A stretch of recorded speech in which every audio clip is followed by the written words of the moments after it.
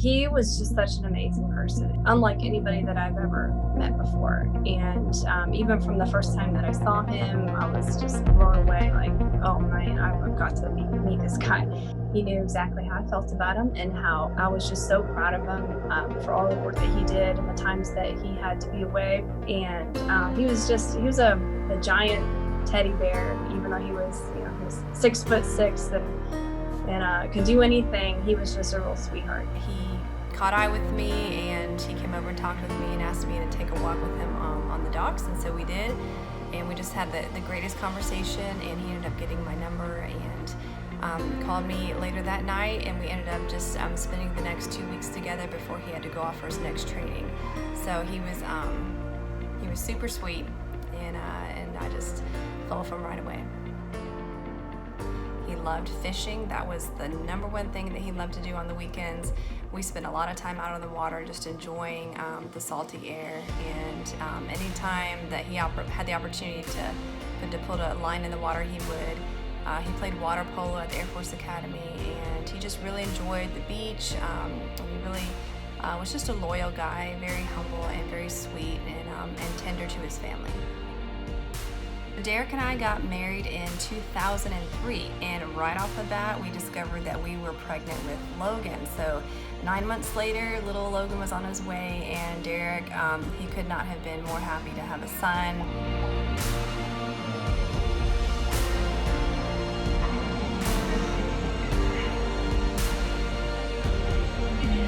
We'd go out on the boat, we'd go to the pier fishing, and we enjoyed just being outside together. It was something that was really important to us, made us feel closer to God and to each other, and we just really enjoyed that. I know that when he was, going into his career, he had heard about SOWF, and I know that that made him feel comfortable that if something ever did happen, which it probably won't, is what he told me, that Logan and I would be taken care of. Memorial Day of 2005 was like any other day during deployment. Derek had been deployed since February, and so it had been a couple months, and we had a routine of just emailing, and he would call when he could. That morning I woke up and I checked my email. I wrote him a little email saying what we were doing for the day, and my mom was actually going to come over and babysit Logan while I went and did some volunteer work. So that morning I happened to take Derek's truck for no other reason than I was just missing him a little bit, and so I took his truck, and I remember driving past a cemetery, and they were putting up flags for Memorial Day, so I remember it caught my eye. It was a couple hours later that I got a call from my mom, and she said that there were some people there from the squadron that needed to talk to me. So I am from a military family myself, and I knew that it probably wasn't great news that they had for me. So I drove home. It took about 15 minutes, and when I got there were some guys in their blue uniforms, and they were there to tell me that Derek had been in an aircraft accident and that he did not survive.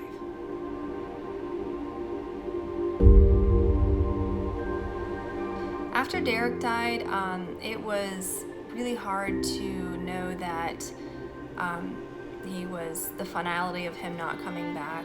After all of his teammates and buddies came back from deployment, and just knowing that he wasn't going to be there with them to get off the plane, and I wasn't going to welcome him home. So it was hard for me to navigate and find a new normal. I had a great support system in my family. They were there to help me a lot, and also the squadron, my military family, were just great in checking in on me. I also was very blessed with some friendships through this tragedy.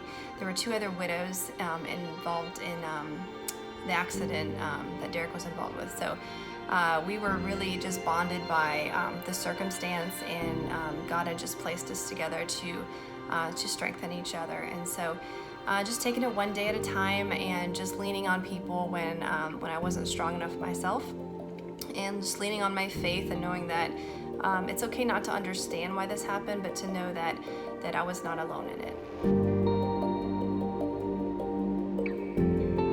In special operations, you truly are family from start to finish. So about a week after Derek had died, somebody from SOWF came up and told me that when Logan got old enough that his college would be paid for. It's just helped me to not have to worry about that piece of Logan's life, his education, which is hugely important to both Derek and I. I won't always understand or know why Derek had to die so young, but I don't have to figure that stuff out. I feel like I've grown in the person that I am through the tragedy that we went through, and I can see my son growing and figuring life out even through this tragedy, and how we are able to be in contact with people that we never would have probably been in contact with through Derek's death.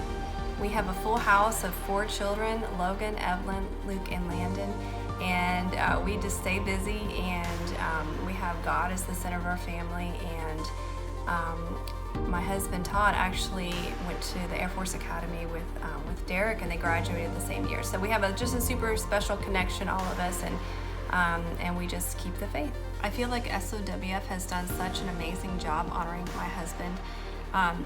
Just knowing that we had this organization to back us up if anything were to ever happen to him. I know for him that was such a relief, and he was able to do the job that he needed to do when he was working. So SOWF has just come along beside us, and just through helping us, that is honoring him, and I couldn't ask for anything more than that. Logan's got his own things that he wants to conquer in this world, and I feel that SOWF will be there for every step. Logan has a very good team right at his doorway, just to help him to enter into that next phase of life that he's going to be very soon. It's just been wonderful. It's something that I don't think we could have done on our own. Over the past 15 years, we have received letters and stories from Derek's friends and classmates and teammates, all sharing a little part of their life that Derek had affected. And so Logan and I are able to read these and just laugh and find out something new or remember. And I think it's really helped Logan to know the man that his father was. Logan has a lot of traits that his father had, whether it be likes or dislikes, or the way that they swing their arm when they walk, or the sense of humor, or the way both of their noses are a little bit crooked. And so I think Logan is definitely a legacy of his father. And Logan will make his own path in life, but he'll always be connected to his father and know him, and know that his dad loved him more than anything in the entire world. Being part of a special operations community is unique. It's been 15 years since Derek's died, and I still am contacted by people in his squadron, and just even Derek's friends will write me letters. And so I think people just continuing to tell me stories and share stories with Logan, and just to remember him and to say his name, those are huge. I mean, that's all I could ever ask for, is that people would just remember him and share his stories, share them with Logan, and that is like the best gift ever. My greatest hope for Logan as he grows into the man that he'll become is that he knows how much that he's loved and how much that he's wanted, and I pray that he keeps his sense of adventure, and he keeps strong in the Lord, and he is a warrior. No matter what he does in life, that he stays true to who he is. He's aspired to maybe go to the Air Force Academy, or maybe not. Maybe he will just be a scientist or a Indiana Jones type guy. I don't know. But yeah, I just want him to never lose sight of just that adventurous, side of him. His dad loved treasure stories and adventures and going off on hunting or fishing, and just so I hope that Logan can just always have that inside of him, never lose that, never get bitter, and use the story of his life to go and affect other people and to help other people. Special Operations Warrior Foundation has been a part of our life now for 15 years. Since the very first week that Derek died, when Logan was only 10 months old, I had somebody from the organization come up to me and say, hey, I know you're not thinking of this now, but when Logan is ready for college, we're going to come beside you and help you with that and help pay for his college. So, of course, at that time, I didn't realize the magnitude of what the organization was, but they have been by our side every year, checking on Logan and making sure his progress with school is on track, providing tutoring assistance, advice, camps to help him figure out what college he might want to attend. And so we are super grateful and blessed to be a part of this organization, and so very thankful for the people that have come along beside us and helped us along the way. To those of you that have supported SOWF, I just want to take a moment to thank you so much from the bottom of my heart. You might not see it every day, the effect that you have on families like mine, but you have taken something that is a deep tragedy and a loss and made blessings from it. So those that have donated their time and their finances to make SOWF possible, I just thank you from the bottom of my heart for helping a family like mine.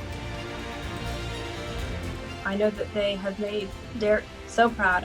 I know he'd be so thankful and so proud that this is something that has taken off of our shoulders as far as Logan's education. It's something that we don't have to worry about. And so you don't have to give, but you do, so that, we can be taken care of.